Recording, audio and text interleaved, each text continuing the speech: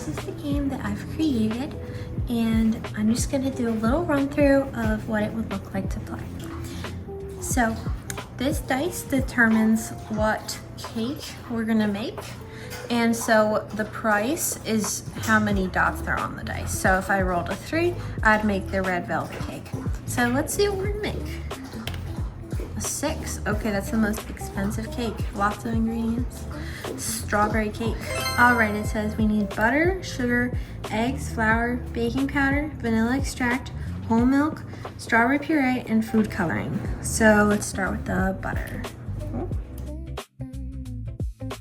Maybe this will be motivation for me to actually have nails. Okay, flour, baking powder, vanilla, whole milk, strawberry puree, and pink food coloring. Okay, and then we're gonna mix that up. Gonna put those off to the side. We'll restock them later and put them back in their place in the drawer. We're just gonna pretend that now there's like a mix in here, and we're gonna put it in the oven, and it's gonna bake for 30 minutes, it says. And here's what you do. For it to be baked, you flip it over and you take it out because it says done. And it's done. You've got a strawberry cake, and instead of the recipe, we've got a receipt. Nice strawberry cake. So the thing that happened was there was a bowl on one side and then the cake on the other side. So when I put it in on like this, like the whole thing flipped with it. Like it was like that. We just made this cake. It was worth $6. I'm giving it to the customer. Maybe the customer is the bunny. I'd give her the cake. There you go. 1, 2, 3, 4, 5, 6. Just tally in the wallet. So that's how you play the game. You only need 2 pieces of paper, clear packing tape, those 4 colors, a pencil, and scissors, and all the rest is optional. The marker is just for the dice, the container's just for drawing circles, and then you can just have extra paper and pencils. Okay guys, so the first step in making this game is making the tub where all the ingredients are held. Just make the line as straight as you can, but you can also have a ruler if you want. But basically, we're gonna make lines like this. We're also cutting them, we're just gonna cut. And before we fold this into the box shape, we're gonna draw these items here. We might wanna just designate our boundaries so that we don't draw outside of them by accident. We've got butter. I'm just gonna draw the pictures and leave space for the words above them. Baking powder, vanilla extract, sugar, flour, cocoa, buttermilk, vinegar, red food coloring, lemon zest, lemon juice, oil, cinnamon, carrot puree, whole milk, strawberry puree, and pink food coloring. The next step, we're gonna write all our labels. There we go. Next, I'm just gonna add dots where there happen to be dots on the thing there. So dots go to the baking powder, sugar, flour, cocoa, lemon zest, cinnamon, and yeah, that has the, yeah, and the cinnamon has like thicker dots I put. Remember, the lemon zest has dots and the lemon puree doesn't, and the buttermilk is light yellow.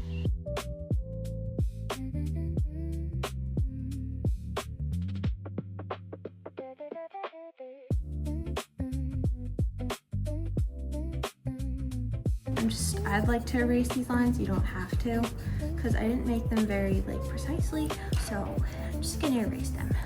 So we're gonna fold, and I got out my tape because I taped the edges together. And just before I put them behind the edges, I'm folding them slightly. Okay.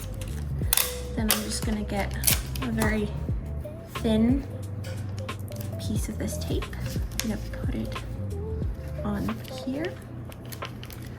Okay, I'm just gonna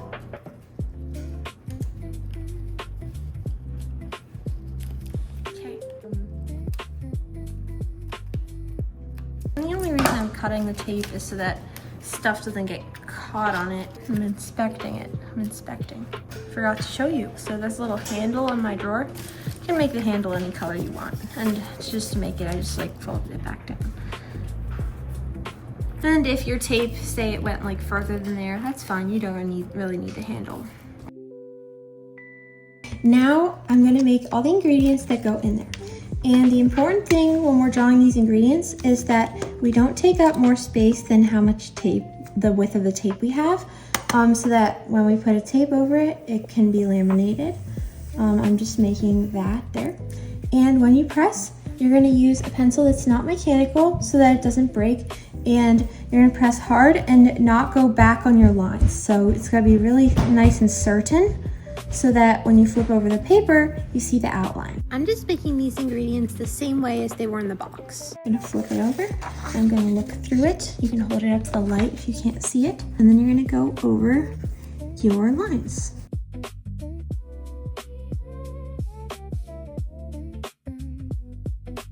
Now we're gonna color just like in the box. Okay, skipping. I'm just gonna check to make sure. I'm just gonna make this a little darker and we're all good, yeah. Next step is not cutting them. I almost did that, whoops. It's actually putting the tape on.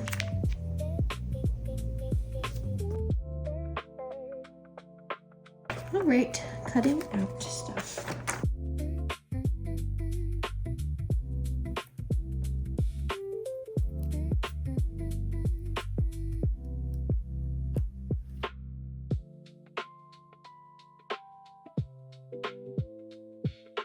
Ta-da! Here's everything stocked up.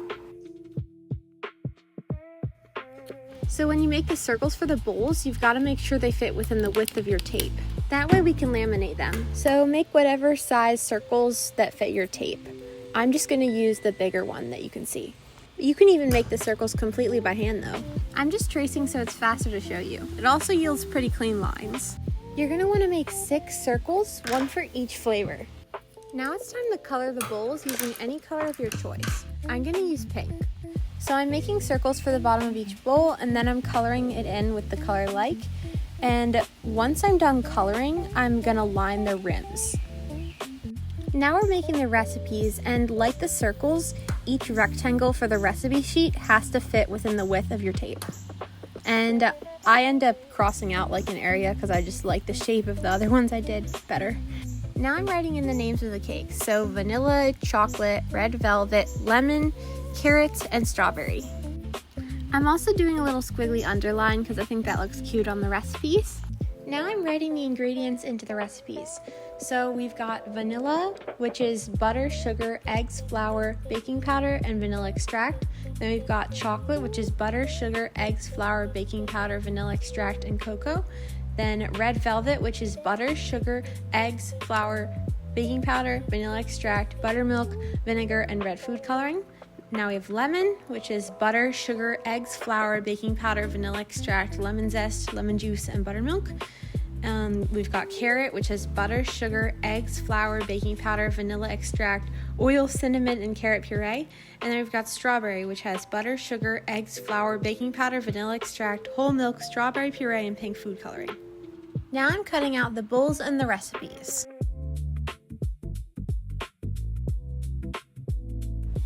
Alright, I've got everything cut out, so I'm just going to make the receipts on the back of each recipe.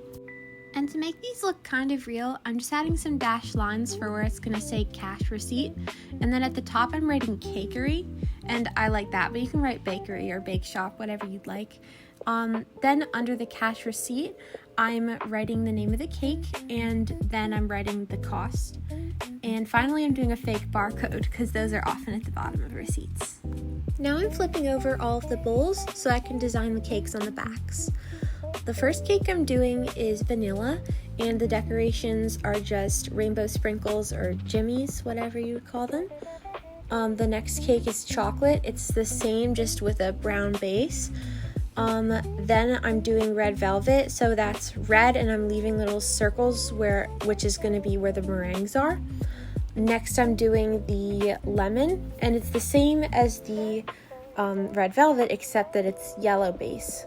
And then I'm doing carrot, and that has 6 little circles which are going to be the meringues, but I'm going to put carrots on top of the meringues, each facing inwards. And then finally I'm doing strawberry, which has a pink base, and in order to mimic like strawberry-ish frosting that looks like textured, I just put a few little curves and like lines on it, and then there were the strawberries on top, 5 of them. Okay, and you can design these any way you want, really. Okay, I've lined up each set with the cake and the receipt facing up, and then I'm taping them as they're sitting next to each other. So then they stay like that forever, and then I'm taping the other side too. I'm just cutting off the edges that don't match up so that there isn't any sticky stuff that catches onto the ingredients. So I folded paper down the middle, and then I cut like a square out of it so that it can eventually turn into a pocket when I tape down the right and left sides. And now I'm designing my oven. So I know I sped this up, but you can really design it any way you want, so long as you have one side that has a timer and the other side that says done.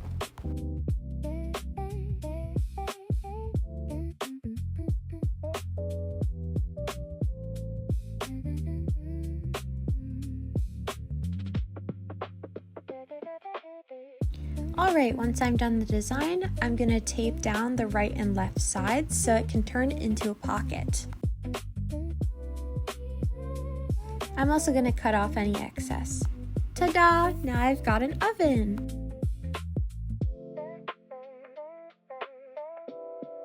Now I'm going to make the dice, and you actually don't need tape for this. So I'm going to get out my ruler, and I'm going to mark every 1.5 inches. And if you have a centimeter ruler, mark every 4 centimeters, because I've done that before. That's not like the actual conversion, of course, but yeah, it works. And then we're going to mark that same length down the other side so that we can get 6 squares.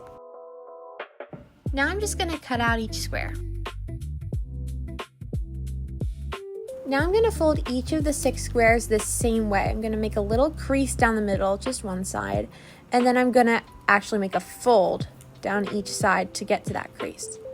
Then once I've done that fold, I'm going to make another crease down the middle, folding the other direction. It's kind of hard to do, but it's fine. And then we're going to make 2 folds the same way down to the middle. So now you can see that. Then once it's folded, you're going to open it up a little bit so that it looks kind of like a table. Then you're going to do that 6 times. Once you have 6 little tables, you're going to connect each piece so like the flap goes into the square part of the next part. So it kind of like slides in. And this took me a really long time to get the hang of, but I think you can do it so long as you watch really, really closely. And I apologize again for not having a lot of it like in the center of the frame. It makes it hard to see. I was really struggling with this one.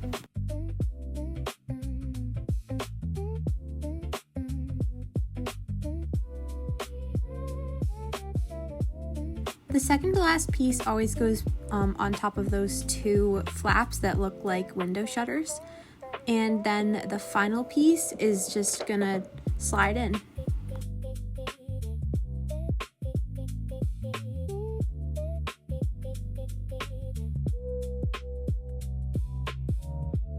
Once it's all together, it's really important you press down on each side and you keep like pressing and pressing until you're confident that it's secure. This requires such precision that I'd only make this if you don't have dice already. Now you can use a felt tip marker or a pen to draw on the dots, and if you have neither, then before you connect the 6 pieces, you could just draw on the numbers then. Ta-da! Now we've got a working dice. I've cut 2 small sheets of paper for the menu and wallet. Alright, time for some writing. I'm going to bake the menu, and it's going to have all 6 cakes on it. We're just going to make sure we put the price so we remember which dice roll corresponds to which cake.